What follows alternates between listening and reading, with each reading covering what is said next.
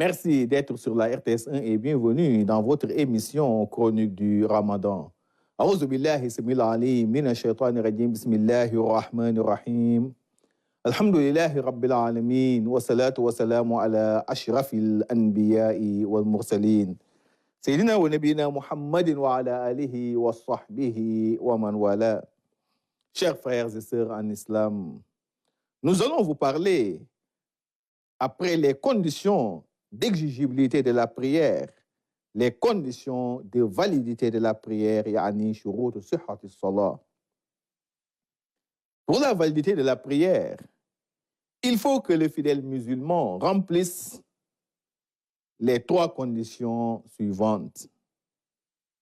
Premièrement, les deux formes de purification, yani taharatul hadath wa taharatul habath. La purification qui consiste à accomplir soit les ablutions mineures, soit les grandes ablutions, ou soit les ablutions à sec, c'est-à-dire à tayammum, avant d'accomplir, bien entendu, la prière, c'est ce que nous appelons taharatul hadath. La seconde purification consiste à enlever ou à nettoyer toute impureté se trouvant soit sur le corps, soit sur les vêtements portés, ou soit sur les lieux, n'est-ce pas, de prière. C'est ce que nous appelons taharatul habath. Donc, pour que la prière soit validée ou soit valable, il faut obligatoirement la réunion de ces deux formes de purification. Le prophète Mohammed alayhi salam nous dit à ce propos, La yaqbalu Allahu salatan bighayri tahur. Allah subhanahu wa ta'ala n'accepte jamais une prière sans une purification digne de ce nom au préalable. Deuxième condition, la couverture de toutes les parties intimes du corps. Yani satrul awra. Si la personne ne couvre pas ses parties intimes, sa prière est déclarée nulle. Je précise ici que pour l'homme, ses parties intimes s'étendent du nombril jusqu'au genou. S'il parvient à les couvrir, il pourra bel et bien accomplir la prière, mais ce serait, il faut le préciser, blâmable.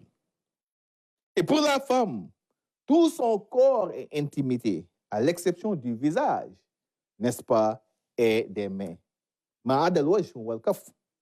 Hormis ces deux membres, rien ne doit apparaître sur son corps au cours, bien entendu, de la prière. Sinon, cette dernière est nulle, elle doit la reprendre. Troisième condition, l'orientation du fidèle en direction de la Kaaba, yani istiqbal al-qibla. Si la personne se dirige vers une direction autre que celle de la Kaaba, sa prière est nulle, sauf en cas d'incapacité. Pour s'orienter, bien entendu, vers cette direction. Allah subhanahu wa ta'ala nous le confirme dans le Saint-Coran. Wa haythu ma kuntum fawallu wujuhakum shatra. Où que vous soyez sur terre, tournez la face en direction de la Kaaba. Voilà les trois conditions qu'il faut respecter à la lettre pour la validation, bien entendu, de la prière. Chers frères en islam, la prière, comme vous le savez tous, a une position qu'aucun autre culte ne peut atteindre. C'est le pilier fondamental, si vous voulez, de la religion. C'est le pilier de la religion laquelle ne peut s'établir sans elle. C'est pourquoi le prophète Muhammad alayhi salam nous dit As-salatu imadu din. Man aqamaha faqad aqama din. Wa man tarakaha faqad hadama din. Il nous dit que la prière est le pilier fondamental de la religion. Celui qui l'accomplit correctement aura établi la religion. Et celui qui la néglige aura délaissé, bien entendu, la religion. Chers frères et sœurs en islam, nous voilà au terme de notre chronique. Merci de l'avoir suivi et à demain, Inch'Allah, pour un autre numéro. Waaw dañuy